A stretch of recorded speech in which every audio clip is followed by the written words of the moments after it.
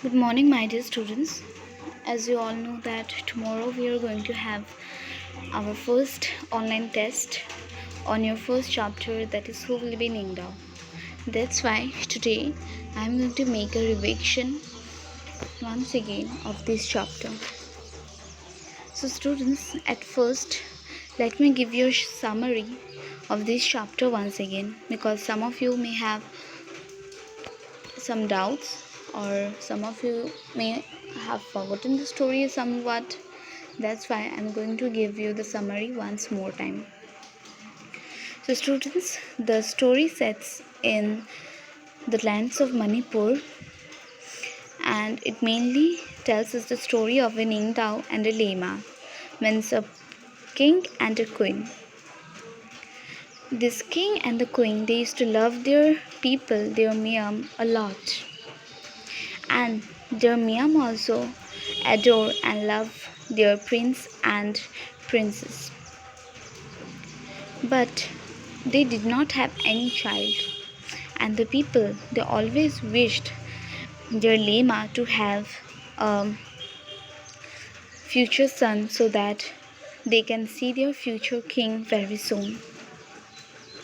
And after a few years, the Lama gave birth to her first son, that is Sanachaoba. But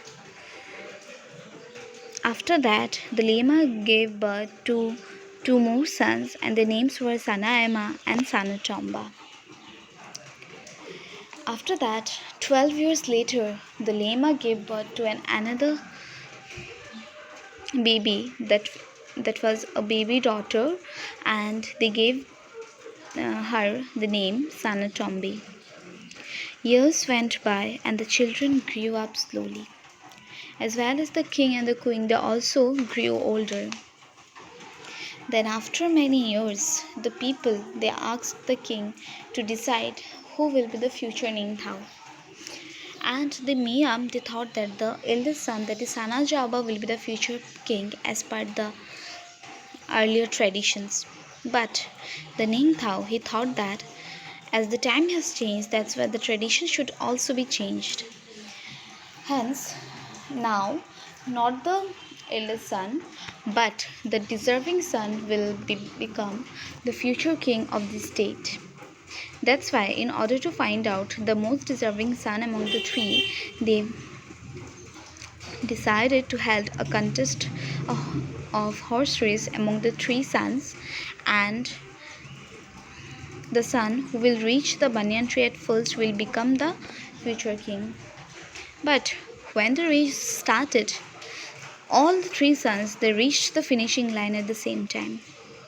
The Miam got excited to see the performances of the sons, but again the question remained unchanged, that who will be the future Ningthou, because all have got the the finishing line at the same time. Now the queen has come up with an idea to solve this solution. She told her son to do some unusual so that it will be easier for them to find out the future king. Then the eldest son Sanajauba, he held his horse within few minutes and spear in his hand, and he went straight towards the banyan tree. And before anyone could realize that what was happening, he torn apart the tree and jumped his horse right through the hole that he has made in the middle of the banyan tree.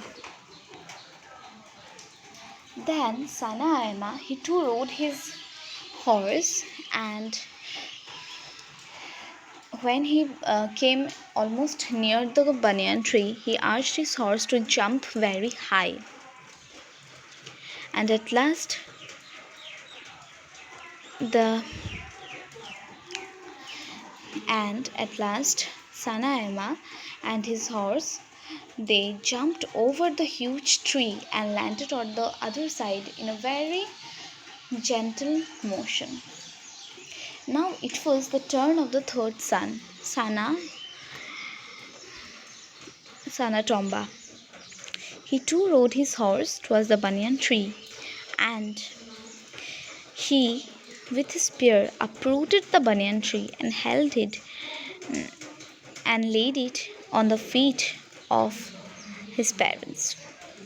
The people became very much excited after seeing Sanatomba's this action, and they shouted Sanatomba, Sanatomba. They thought that Sanatomba will be the future king of this state as he is the most strongest son.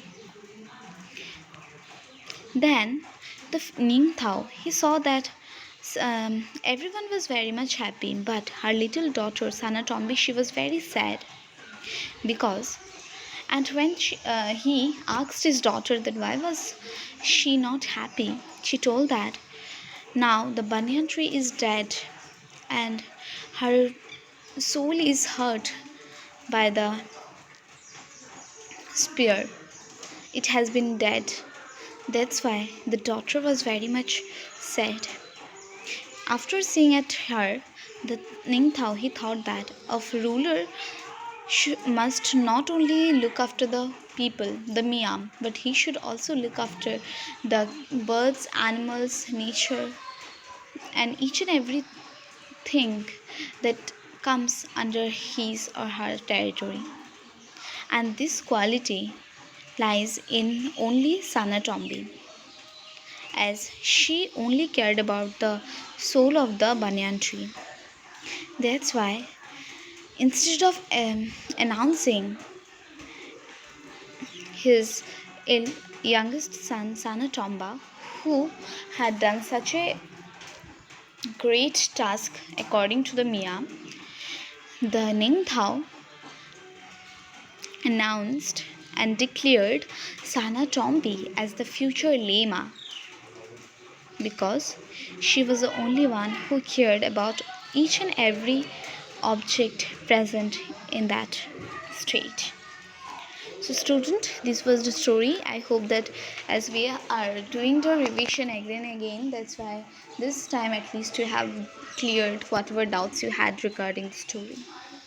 Now after the story, now comes the question answers. And student, I have already give you the important question answers from this question. That's why again I am not going here to tell you the answers of that questions. But let me tell you one thing, as the exam will be of 10 marks and your time will be on only half an hour, that you have to read and prepare for very short question answers, like 1 mark question answers, 1 mark, half marks, like this, or hardly 2 marks. But there are some questions which were very much long, like uh, the like at the beginning of the story, what the people wish for the king and the queen. This question may be of 2 questions. You can read this one, but there are some questions which were very much long, which comprises of 7, 8, or 10 lines. So this question should not be. You don't need to learn right now. You have to learn all this when you will get your first unit test, which is going to held in July. So student, remember, prepare the question answers which comprises of only half, 1 or 2 marks, means which will consist of only 2 to 3 lines, not more than this. So I hope you have cleared the story as well as the question answers that may come in this exam. Now student, let me give you a short summary of whatever the textual grammar we have got here. And the main grammar that has been included here was noun. And we have already got to know that noun refers to the names of things, persons, places, animals, and ideas. Say for example, Rahul is riding a bicycle. Here, Rahul and bicycle are the noun because they are signifying the names. Now, next one, here 2 examples are given. Mr. Sharma is a businessman and father will buy a brand new Audi this month. Here, Mr. Sharma and Audi, these are proper nouns because they refer to the specific or spatial names of persons, things, animals, or places. On the other hand, the black highlighted words that are businessman and father, they are common nouns because they signify certain common names of persons, animals, things, or places. It means that the things which are common in number should be common nouns, and the names which are specific or special are the proper nouns.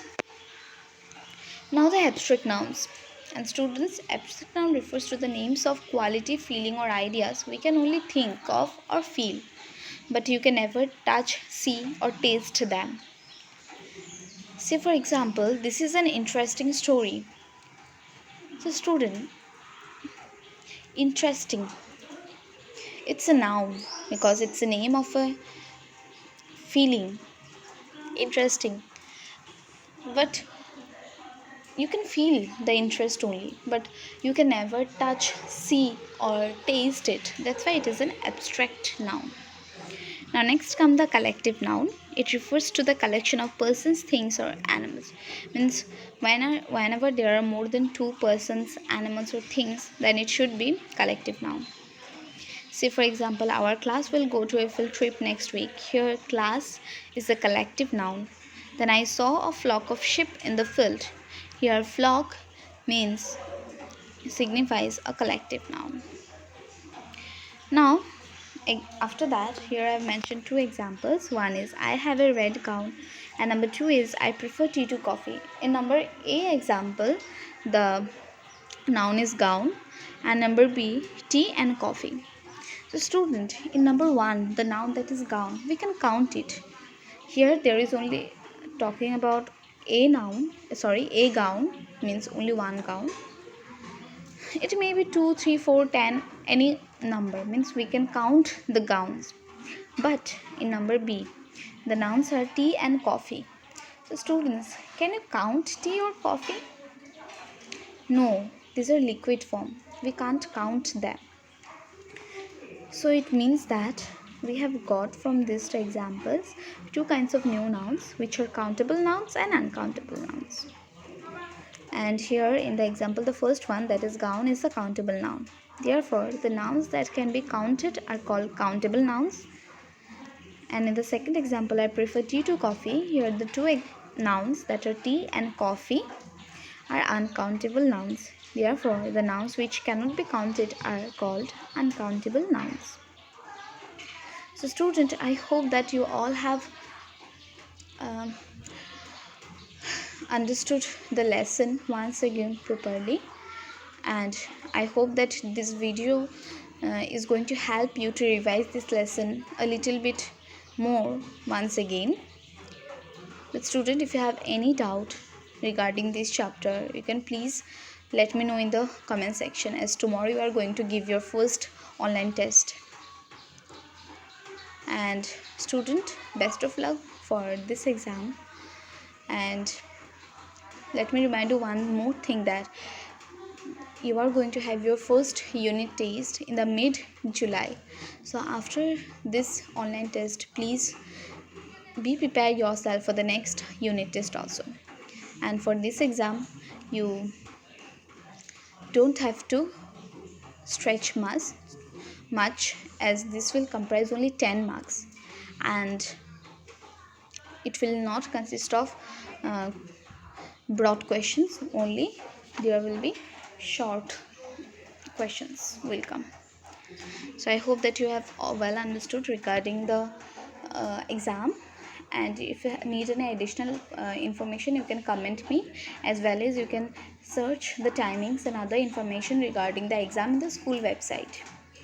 So this is the end of our today's revision class. Thank you so much.